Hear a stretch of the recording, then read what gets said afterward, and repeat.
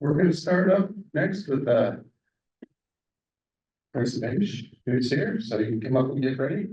And thank you, Brian.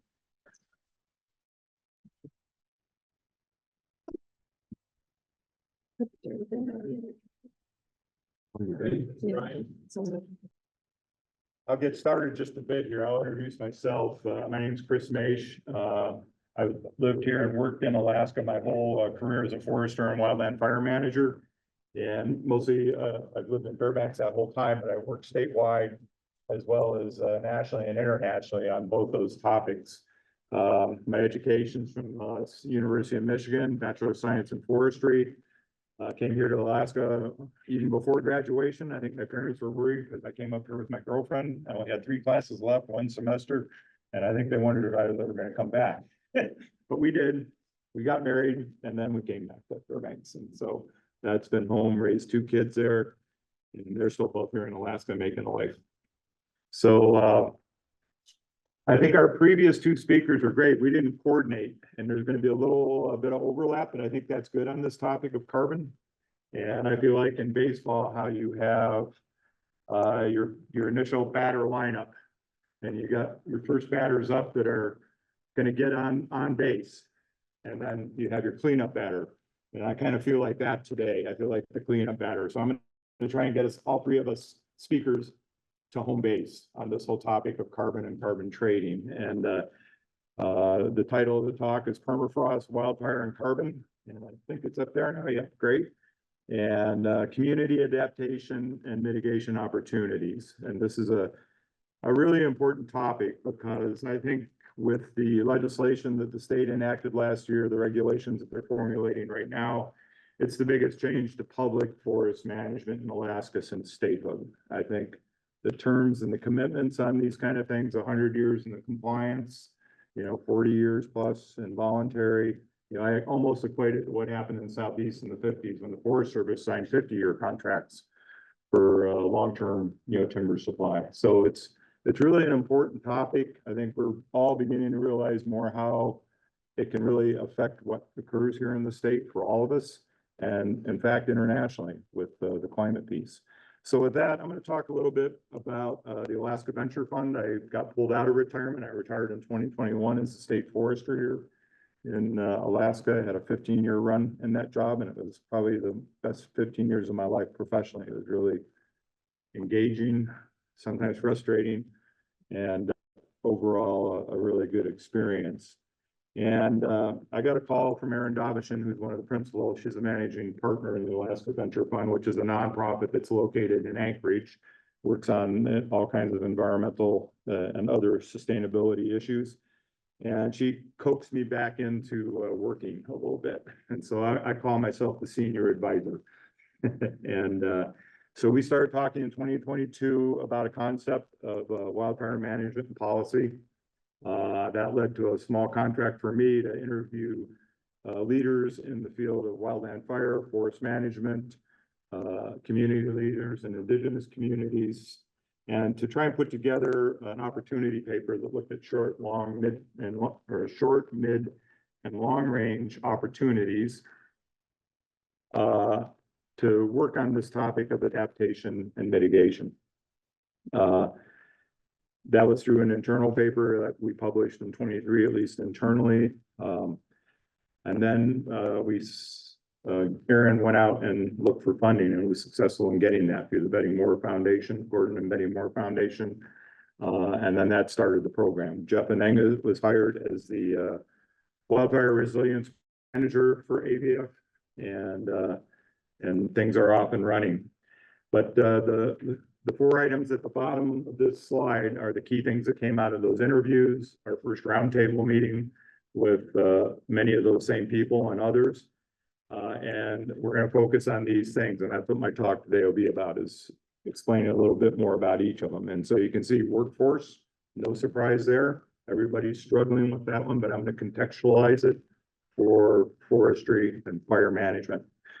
Community safety and resilience, a huge one in this state, especially in my experiences in fire part of the business. It's still a huge one. Climate and carbon. are there some real opportunities for mitigation measures in carbon? And Brian did a great job of talking about forest offsets. I'm going to talk a little bit more about avoidance and some hypothetical future avoidance protocols. And then fire plan update and climate. Right now, our fire plan in the state has very little about climate in it. There's about 4 pages and a whole bunch of literature citations, but very little about how that actually should be integrated when you're talking about climate change. So you gonna advance or can I advance? Okay, next slide, please. So first one, workforce. This is down in Southeast Alaska, Viking Sawmill. You see Governor Walker actually in the center of that picture, but it's just demonstrating that in the workforce environment, there's a lot of needs and recruit, train, and retain are kind of the big needs. And that's kind of across the board. This topic is cross-cutting across both agencies, the workforce that works in the woods, the workforce that works in the mills, and of course, fire agencies. So next slide, please. That was actually the signing of the bill for the Southeast State Forest when that was created. Fire. This is even a more difficult one right now for most of the agencies, especially state agencies. The feds recently increased their funding by about 25% for similarly situated firefighters. So there's been quite a brain drain of experienced firefighters going from state agencies over to the federal side of the equation. So it's really becoming a very critical problem. You know, across the board, because you're losing, you don't just become a firefighter after your first, you know, that's just getting your foot in the door. You depend on those mid-career firefighters to keep the younger or the newer firefighters safe, to teach them how to operate and function in the environment that they're going to work in, and to do that safely and smartly.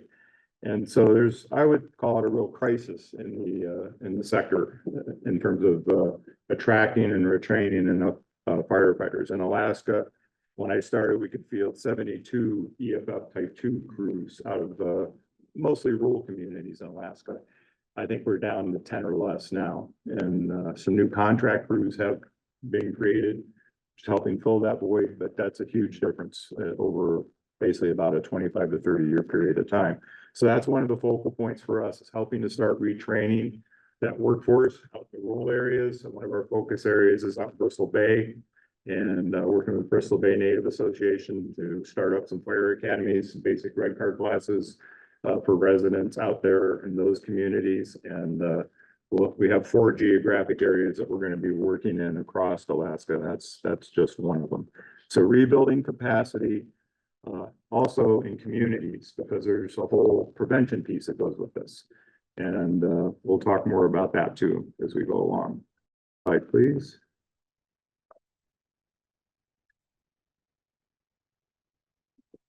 So community safety and resilience. I think it's pretty self-explanatory, and just 2 pictures here, quick ones. That first one there on your left would be the village of Nikolai. And of course, it's a landscape scale fuel break. In this case, a shade and fuel break. Also taking advantage of natural features. You got the river in the background, you got that natural pond there. And so it's pretty nice design where you could tie all that stuff together and get a very effective fuel break to help protect the community that's on the banks of the river there. And then you see the next picture, which is the fire from within. The fire doesn't always come from outside the community and threaten the community. It often can start right in the community. And in that picture, if you look closely, you can actually see a fire retardant lines down here with aviation resources. But again, it's speaking to the importance of a whole suite of activities, and excuse me a minute while I get my speaking notes caught up here, that we need to do for reducing risk to communities. So that's fuel breaks, it's fire-wise activities, individual homes and businesses. It's evacuation planning, practicing that evacuation planning with your local emergency services folks. You know, it's the ready, set, go doctrine for a community. Most people you would think would understand that by now, but they don't. And in fact, in Alaska, we still have it backwards. I think on the Kenai, ready is green, I think it is, and up the interior, it's red. So there's a difference in the color coordinations of how the maps were published. And so I think that's straightened out now, I believe, but anyways, it was actually wrong during one big fire season where if you're on the Kenai Peninsula, the colors were opposite of what they were being shown up in the interior. So it's just an example of, better planning, better preparation ahead of time. And then I would double down on fuel treatments. There's all kinds of different types of fuel treatments that can be done. You need a workforce for that too, for mitigation. So that's another aspect of this training through academies and other things. You have a question? That's the village of Nikolai up on the, yep, way north. That's the furthest north village on the cusp of. Yeah, no, that's, I was trying to remember where that picture was taken. I think that's down in the valley. And that might be the Sisseton back here, but I'm not 100% sure. This right here, yeah, does look like it is probably the railroad. So it could be one of the ag projects. I think this fire started in the ag field. And, at any rate, I don't know for sure where it is. I have to really dig back into my records to find out. Anyways, the point being, there's a whole host of activities. It's defense in depth through communities. It's not just one thing. You've got to tie all this stuff together to really effectively reduce risk. And we're doing an okay job right now, but we could be doing a lot better job here in Alaska. Next slide. We're going to move on to talk about climate, carbon, and two things. We have forests and we have wildland fire. And both of them have potential for mitigation opportunities. And you heard a lot about forest offsets. I'm going to talk a little bit more about that. But I'll spend a lot of time on talking about avoided emissions, particularly related to wildfire and the permafrost. So stand by. Next slide. You heard a little bit about the market history, so I'm not going to spend a lot of time on this, but wanted to point out one of the earliest attempts to develop a market was called the Chicago Climate Exchange, the CCX. Kind of operated like a commodities market. And it was ahead of its day, ahead of its time. It was around for a while, and eventually folded. It was an early attempt at trying to help monetize carbon and carbon trading. And I almost think we might be getting back there pretty soon, looking at the slide that Brian had up of all the different registries, different types of projects. It's almost like you could use a unifying market to help with all that. Whether that'll ever happen, I guess we'll see. Brian did a good job talking about the registries. Each of the registries have their own protocols for these different kinds of projects. He did mention all of them, so I'm not going to mention them again, but they're all still relatively new. I think the oldest one is American Carbon Registry, which is 1996. But all the rest that I'm aware of are all within the 2000s. So like the Climate Action Reserve CAR, he had that one on his one of his slides. That's 2001. There's when that formed the Verified Carbon Standard, it's 2005. And the Finite Carbons, or Registry, I should say, was 2009. So all this stuff is pretty new. It's still evolving very quickly, and it's going to continue to evolve. Next slide, please. I wanted to review some of the market terms. And these are all common terms used across all the registries in the concept of carbon trading, particularly with forest offsets. Brian did a great job of talking about regulatory versus voluntary and the key differences. But I'd like to talk a little bit about additionality, because that's a really key term when you talk carbon trading. And it needs to sequester more carbon than what it would have without the project. And there's all kinds of ways you can document that. And we don't have time to dive into that, but one of them is measure against a baseline. And in a lot of the early projects in Alaska, the baseline was calculated from FIA data. Did you know that's what your data would be used for at some point in the future, Beth? Yeah, yeah. So, and that was mainly down here in Southeast and South Central. I think both Atna and I believe Alaska used the baseline method with the California compliance market that they sold into.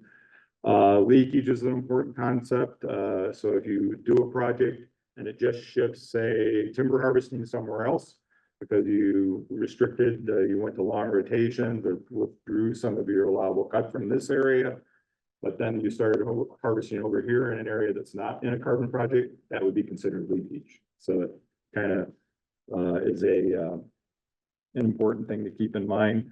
Permanence, it's usually based on the length of the contracts, which I mentioned earlier. Will that carbon be sequestered and stored, or will we have that additionality for the full time of the commitment? And then Brian did a good job about talking about risk pool. And that's a really important concept. One project I'm aware of, about 22% of their credits that were issued had to go into a risk pool. The risk pools are managed by the registries. And as Brian said, they'll step in and make a purchaser whole if the area was, it's called an unavoided conversion. So hurricane would be a good example, wildland fire here for sure, insect and disease. The interesting thing is there's been so much additional fire on the landscape in the West where a lot of these forest offset projects are.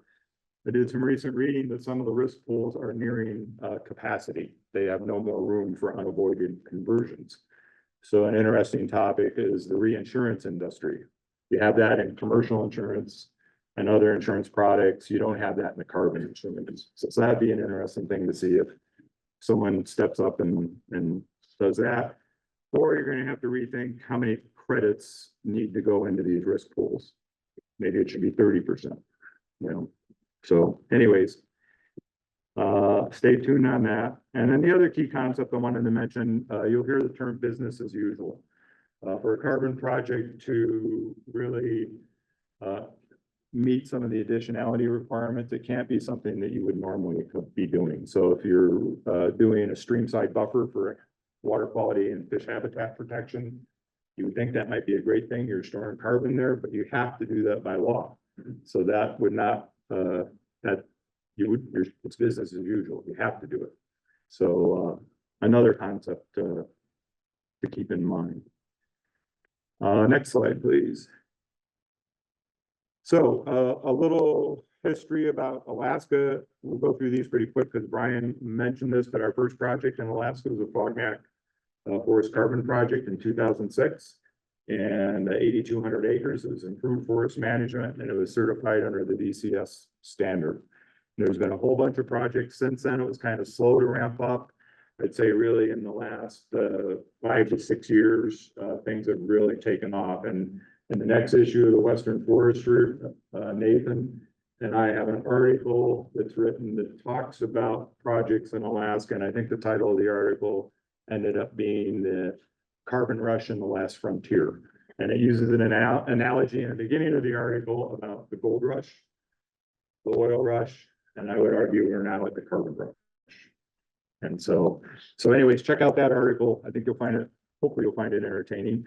And the most recent project that's been completed, or series of projects, is Doyon Limited, which is a regional Alaska Native Corp. And they actually have 376,000 acres already in forest offset projects. And one thing that's really cool about this is the names of the projects. And it's the Athabascan word for white spruce tree. And there's different dialects of that word, depending on where you're at in the Athabascan, I can't quite get it out there, region. So I'm going to hopefully not murder how these are pronounced, but I'm going to give it an attempt. So their first big project was named, it's TSOGH, which is pronounced SOG. The next one is pronounced Tiba, and the next one is pronounced Sioux. And I don't think I murdered those. I tried to get them right. But anyways, I thought that was pretty interesting how they chose those names for those projects. And they have another 2 projects teed up that will bring another 200,000 acres to the marketplace on top of what they've already sold. So they've got a larger offset landowners, I would suspect. I don't know that for sure. And I'm going to try and do this link. And if it works, okay, can you try it? Yeah. And it'll show us a map. This is on the Doyon website. And they're very transparent about their projects, which is great because that transparency always hasn't been there with some private landowners. It's hard to get information sometimes. And yeah, scroll down and we'll see the maps. Yep. And so these are lands that are fairly remote, most of them. That's the one project that's up around the Fairbanks area, down the Alaska Highway. And scroll down one more and I think you see the map with some very remote lands that are way out on the Yukon River, right there. And, oh, no, that's not it. That's also very close in. Oh, no, that is it. I'm sorry. You can see the lotto here. That's, yeah, way down on the Yukon where those lands are located. So pretty remote location. And again, their standard that they're working on is improved forest management. And I think they're all certified under the American Carbon Registry, if I remember right. You can go back to the next slide, please.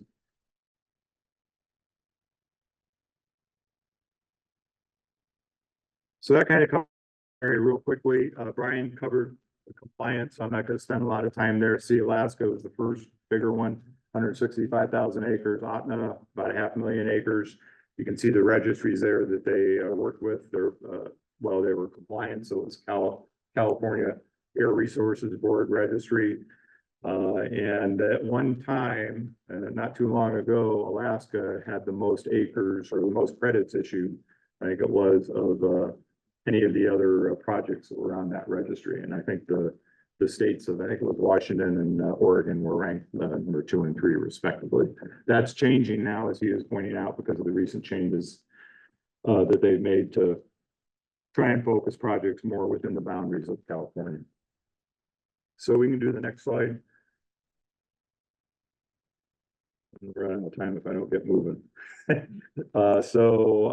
Again, the state SB 48 authorizes a carbon trading program in public lands. That's really important to note. Not very long ago, there was no public trading or no public lands that you could do much carbon trading on. In the state of Michigan, the Pigeon River State Forest was one of the first states to begin trading carbon credits on the voluntary auction. And that kind of started a stampede of other states starting to do the same thing, including our state. I also think our state was looking, kind of standing on the sidelines, watching native corporations generate a lot of revenue. And that caught the attention of policymakers, particularly politicians. And that's why things are moving so quick, perhaps a little too quick in my thinking about this, but at any rate, stay tuned to that. Next slide. So I want to switch gears here and talk about avoided emissions from wildfire. And currently there's only one registry that's working on this, and it's the Climate Action Reserve. And I want to introduce one more new term, and that new term is called ex ante. And ex ante means it's a forecasted event, something that's in the future. And so the best example I can give you, if you have a fire ignition start and you initial attack and put it out, the ex ante event would be all the emissions that would have come from that fire if it would have continued to burn. And you can model those, you can quantify those, and as long as it was something that you would have done that you would have not done, you could potentially take that to the marketplace under a methodology we're proposing to think about in Alaska and monetize that. And so the one that is currently in existence that uses ex ante thinking or avoided are these, this one that's only 12 Western states. It's still pretty new. It's still coming together, 23, 24, but those are the types of activities you could do that would qualify. You can see they're all fuel reduction type activities. And the thinking is if you do those activities, you reduce the severity of the fire, you reduce the emissions and the amount of CO2 that's emitted. And that's how you're going to generate a saleable credit, but it's an avoided emission. And that's much different than thinking about an offset. The other interesting thing about avoided emissions, there's no timeline because it's usually a one-off event. You make the calculation and you've got carbon that you can take to the marketplace. So you're not locked into long-term commitments. Next, yes. Is there any way to get that help pay for the thing? That's right where we're going. That's why we want to monetize this. Because right now you're using agency dollars and other public dollars. If we can monetize this, I think you can then reinvest that back into some of the community resilience work about being safer, paying for the initial attack and some of the firefighting resources that are going to have to be allocated to do that. Because I'll be honest, right now we're getting a big hand pushback from the agencies that fight fire. They don't like this because they see it as, you know, more work with less stuff. And so we got to get them more stuff to help make something like this concept work. We got to run through this because I'm almost at my limit. So let's go to the next slide real quick. So I kind of previewed this for you, this conceptual idea of emissions. And it's really important to understand the Alaska Interagency Wildland Fire Management Plan. We've got 4 protection options. Critical, which means rapid initial attack. Full, basically the same strategy, but a little less critical. Modified is also rapid initial attack, but once we hit what's called the conversion date in early July, when we get rains and wetter weather, modified lands convert to limited, and limited is no initial attack, monitor, and manage the fire. You only take action usually with site-specific sites. It's called point protection. So maybe a community or a trapping cabin or whatever, a mine. So the fire itself plays the role that fire plays in the boreal forest. And the key point, and a couple people have made this, let's do the next slide. There's way more fire on the landscape, especially in Alaska. It's all lightning driven. This is an example. Well, I won't say all, mostly like lightning driven. From 2015, you can see that that period of time, that's a lot of lightning on the landscape, and it generated one of our biggest fire seasons that we've ever had on record. Next slide, you can see what it looked like across the landscape. Those are the lightning strikes. Actually, that's one day less. It doesn't include 619. And if you look there, I think that's like 44,300 strikes. So on that other one day, it made up the difference with the 65,000 some strikes. Next slide, please. And you saw this, Chris had this chart. It's a great chart to show how much more fire we're getting, over 1 million acres. You can see in the last 2.5 decades, quite a substantial increase in the number of fires that burn more than 1 million acres. This is 2004 and 5, so the biggest 2 years back to back, I think almost a little over 12 million acres. I forget what it is now, but it's when my beard turned from red to gray. I was a regional forester in the interior at the time, and almost all those acres were mine to deal with. I think I briefed, we did 24 briefings for management teams, either a type 1 or type 2 in the course of about 3 months. So, and that's in and out briefings, but then 2015 was the next really, well, there's a lot of big years in there, but 2015 was a big one. That was the year we burned more acres in Alaska than the rest of the US combined. And it was the first time in the US as a whole that we bumped over 10 million acres. And that just keeps going up, unfortunately. Next slide, please. Another way to look at it, these are the number. This is a monthly chart. You can see in the title there, which months burn over 1 million acres. And look at the dates on here. Almost all of them, with the exception of this one at 97, are all in the last 15 years, all in the 2000s. And month of July in 04, that's the gray beard year. That month, almost 3.5 million acres. We didn't sleep a lot, I'll tell you that. Next slide, please. Now we're going to pivot real quick here because I know I'm running long, but hopefully it'll give you a little benefit of time here. Permafrost. Intersection of permafrost and fire. Really important.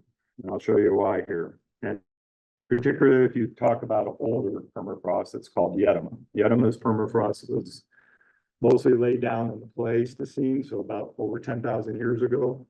And across the circumpolar Arctic, there's Yedema deposits in that whole area. And Alaska is a very important source of Yedema. So next slide, please. You're going to see me with a picture of Yedema. This is up in the lab, up in Fairbanks. Dr. Go Wahana is a researcher and works in permafrost, and they have a permafrost lab there on campus. And that is a big chunk of solid ice with a lot of other stuff in it. Mostly, if you go to the next slide, greenhouse gases. And you can see in those little bubbles that are locked in that ice. The atom is very ice rich, 80 to 90% ice. But all those bubbles are greenhouse gases. A lot of it's methane. And you have other organic material in there too. Very ice rich. So you can imagine when you have a landscape with Yedema under it and we burn it and start thawing this stuff, it's a huge deal. And we'll show you why here. Next slide, please. Of course, the methane, just another way to portray it. Those are methane bubbles locked in lakes up in the range. And the next slide, please, shows you what methane looks like when it's ignited. That's the chipper, the woman to the left, and that's the igniter, the woman to the right. And it's pretty fun going out on the lakes. And this is right by UAF in Fairbanks on campus. You ski right, the cross country ski trail goes right across that lake. And that's happening all over, but it helps you visualize what methane is. Methane CH4, colorless, odorless gas. Well, that's what it looks like. And I heard a really interesting thing. I mentioned the Pleistocene age. Someone was just telling me about a paper they read about maybe we are now in the Pyrocene age. That's pretty good. I like that. And we might be with all the fire on the landscape around the world. Look what happened in Canada last year, 45 million acres. Blows any previous number totally off the map for them. Next slide then. Now I'll try and finish up here. We're gonna have to go through. There's what Yedema looks like in situ up in the Arctic. You can see a pretty thin vegetative cap, but we also have more fire in the Arctic than we ever had, also from lightning sources. And here's why it's really important. This is some work, next slide, from Tor Jorgensen, estimating soil organic and Yedema deposits. Annually, the U.S. produces through its emissions about 5.1 gigatons. A gigaton is 1 billion tons of emission, CO2. And just in the Yedema and the Yukon Flats Wildlife Refuge, where they've been early adopters of this concept of protecting Yedema to avoid emissions by initial attacking fire, 1.1 gigatons are represented in the small area that we are working on in the Yukon Flats Refuge. So Yedema is a big carbon storage freezer, if you will. And most of the climate models treat permafrost as big sinks, carbon sinks that are safe. They're not going to emit. Well, I think they are going to emit. And a lot of people recognize now that that's a really serious risk. And it's really a big number. That's a world scale number. So Brian, when you were mentioning offsets, maybe we're not so big in numbers. This will put us on the map worldwide. And it's starting to do that. If we can do some things to at least delay the thawing of that kind of permafrost. And so the concept is where you have Yedema and burnable ground that intersect, and most of that ground is in limited fire protection because those are very remote areas in the state. We begin changing the protection levels. And what they did in the Yukon Flats, Jimmy Fox is the manager out there, and many others that worked on this, moves those lands from limited protection to modified protection, which means now under certain conditions, they can initial attack those fires. There's not other priorities. And so this is a real push in the envelope with the suppression agencies, but it's the first real attempt to start thinking differently about, how we potentially deal with this issue. Next slide, please. I could talk a lot more about that, but we're already out of time. So I'm going to wrap up here with the next 2 slides, but I'd be happy to talk more about it over a beer or however, because it's a super important topic and has some real potential. The other thing I mentioned was the Alaska Interagency Wildland Fire Management Plan. And I kind of alluded that it's, in my opinion, pretty weak on climate. When it was initially drafted, climate wasn't even an issue. It's updated annually. And a climate section was added a few years back, but like I said, it's like 4 pages long and mostly literature reference.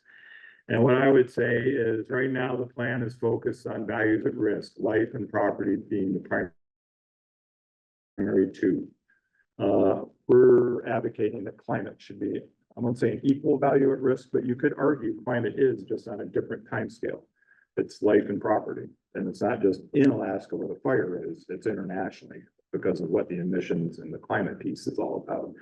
That's really pushing the envelope for a lot of the fire managers right now. They even have to think about that, as you would expect. And I get it, because I was a fire manager. I wouldn't want to hear this. And but I think we're on the cusp of really thinking differently about how we manage fire. We have so much more on the landscape, even if we brought just 10% of it back in the other direction, and it was that 10% that was on Yedema, it would make a huge difference in the amount of emissions that are coming out of Alaska from these kind of events. The real goal is to develop a methodology to monetize this. And it meets all the things, Well, never mind. I'm not gonna get into that. It's really an interesting topic. We could probably talk a whole meeting about how this will be achieved. But you're gonna have to model the above ground emissions, the below ground emissions. And you've avoided those emissions by doing the initial attack activity. If it's successful, you're gonna have some really big numbers that you could take to a marketplace. And it's just a one-off sale. So once it's done, it's done.